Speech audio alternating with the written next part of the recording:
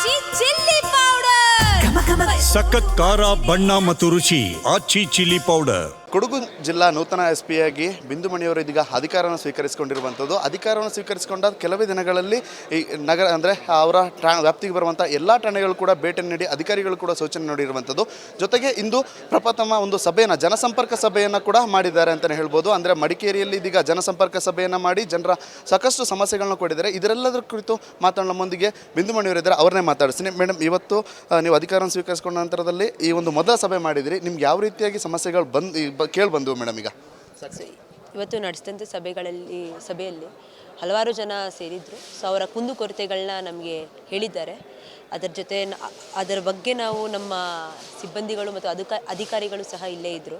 So ಮುಖ್ಯವಾಗಿ ಬಂದಂಥ ಸಮಸ್ಯೆ ಅಂದರೆ ಸಂಚಾರ ವ್ಯವಸ್ಥೆ ಹಾಗೂ ಟ್ರಾಫಿಕ್ ಮತ್ತು ಪಾರ್ಕಿಂಗ್ ವ್ಯವಸ್ಥೆ ಸಂಬಂಧಪಟ್ಟಂತೆ.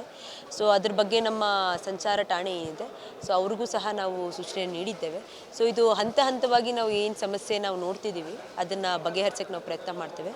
ಸೊ ಇನ್ನೊಂದು ನಮಗೆ ಬಂದಂಥ ಸಮಸ್ಯೆ with respect to documentation of tourist. ನಮಗೆ ಇಲ್ಲೇನು ಪ್ರವಾಸಿಗಳು ಬರ್ತಾರೆ ಮತ್ತು ಬೇರೆ ರಾಜ್ಯಗಳಿಂದ ಏನು ಬರ್ತಿದ್ದಾರೆ ಅವ್ರಿಗೆ ಡಾಕ್ಯುಮೆಂಟೇಷನ್ ರಿಲೇಟೆಡ್ ಸ್ವಲ್ಪ ಸಮಸ್ಯೆಗಳನ್ನ ಹೇಳ್ಕೊಂಡಿದ್ದಾರೆ. ಸೊ ಅದ್ರ ಬಗ್ಗೆಯೂ ಸಹ ನಾವು ಕ್ರಮಗಳನ್ನ ಮತ್ತು ಅಗತ್ಯವಾದಂತಹ ಕೆಲಸ ಏನು ಮಾಡಬೇಕಿದೆ ಅದನ್ನ ಮಾಡ್ತೇವೆ. ಹಾಗೂ ನೈಟ್ ಪೆಟ್ರೋಲಿಂಗ್ ಮತ್ತು NDPS ರಿಲೇಟೆಡ್ ಸ್ವಲ್ಪ ಕಂಪ್ಲೇಂಟ್ಸ್ ಬಂದಿದೆ. ಸೊ ಅದನ್ನು ಸಹ ನಾವು ಗಮನದಲ್ಲಿ ಇಟ್ಕೊಂಡಿದ್ದೇವೆ ಮತ್ತು ಮುಂದಿನ ದಿನಗಳಲ್ಲಿ ಅದ್ರ ಬಗ್ಗೆ ಕ್ರಮ ತೆಗೆದುಕೊಳ್ಳಿ. ಮೇಡಮ್, ಇನ್ನು ಹಿಂದೆ ಇದ್ದಂಥ ಅಧಿಕಾರಿ ಕೂಡ ಒಂದು ಮಾದಕವಸ್ತುಗಳು ಈ ಥರದಲ್ಲೇ ಒಂದು ರೀತಿಯಲ್ಲಿ ಕಡಿವಾಣವನ್ನು ಹಾಕಿದ್ರು. ನೀವು ಬಂದ ಸಂದರ್ಭದಲ್ಲಿ ಸಾಕಷ್ಟು ಸಮಸ್ಯೆಗಳಿದ್ದಾವೆ ಕೊಡಗಲ್ಲಿ.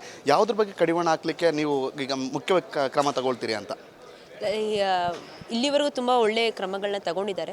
ಸೊ ಅದ್ರ ಮೇಲೆ ನಾವು ಇನ್ನೂ ಹೆಚ್ಚಾಗಿ ಏನು ಮಾಡ್ಬೋದು ಹೆಚ್ಚುವರಿಯಾಗಿ, ಸೊ ಅದ್ರ ಬಗ್ಗೆ ನಾವು ಚರ್ಚೆ ಮಾಡ್ತೇವೆ. ಒಂದು ದಿನದಲ್ಲಿ ಎಲ್ಲದಕ್ಕೂ ಪರಿಹಾರ ಸಿಗುವಂತಿಲ್ಲ.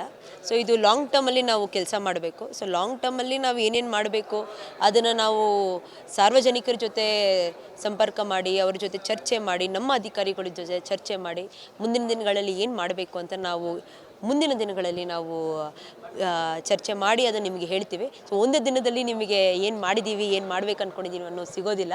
ಸೊ ಮುಂದಿನ ದಿನಗಳಲ್ಲಿ ನಿಮಗೆ ನಾವು ಹೇಳ್ತೇವೆ. ಮೇಡಮ್, ಈಗ ನೀವು ಬಂದ ಸಂದರ್ಭದಲ್ಲಿ ಎಲ್ಲ ಸ್ಟೇಷನ್ಗಳಿಗೂ ಭೇಟಿ ನೀಡಿದ್ದೀರಿ. ನಿಮ್ಮ ಅಧಿಕಾರಿಗಳು ಯಾವ ರೀತಿ ಸೂಚನೆಗಳನ್ನ ನೀಡಿದ್ದೀರಿ ಅಂತ? ಇಲ್ಲ, ಇನ್ನೂ ಎಲ್ಲ ಸ್ಟೇಷನ್ಗಳು ಇನ್ನೂ ಆಗಿಲ್ಲ, ಇನ್ನೂ ಮಾಡೋದಿದೆ. ಸೊ ಮೇಯ್ನಾಗಿ ನಮ್ಮ ಬೇಸಿಕ್ ಪೊಲೀಸಿಂಗ್ ಏನಿದೆ ಅದ್ರ ಬಗ್ಗೆ ನಾವು ಗಮನ ಕೊಡ್ತಿದ್ದೀವಿ.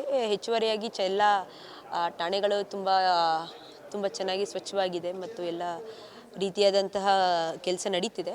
ಸೊ ಹೆಚ್ಚುವರಿಯಾಗಿ ಏನು ಬೇಕಿದೆ ಅದು ಪೊಲೀಸಿಂಗ್ ನಾನು ಕೊಟ್ಟಿದ್ದೇನೆ. ಅದು ಆದಮೇಲೆ ನಾನು ನಿಮಗೆ ಹೇಳ್ತೇನೆ. ಕೊನೆಯದಾಗಿ ಮೇಡಮ್, ಈಗ ಕೊಡಗಿನ ಜನತೆ ಆಗಿರ್ಬೋದು, ಜೊತೆಗೆ ಯಾವ ರೀತಿ ಸಹಕಾರ ನೀಡಬೇಕು ಪೊಲೀಸ್ ಇಲಾಖೆಯೊಂದಿಗೆ ಅಂತ? ನಮಗೆ ಅವರಿಗೆ ಸಹಾಯವಾಣಿಗಳು ಹಲವಾರಿದ್ದಾವೆ. ಸೊ ಅದ್ರ ಬಗ್ಗೆ ನಾನು ಈ ಸಭೆಯಲ್ಲೂ ಹೇಳಿದ್ದೇನೆ. ಸೊ ಎಲ್ಲೇ ಒಂದು ಸಭೆ ಮಾಡಿದ್ರು ನಾವು ಅದ್ರ ಬಗ್ಗೆ ಹೇಳ್ತಿದ್ದೇವೆ.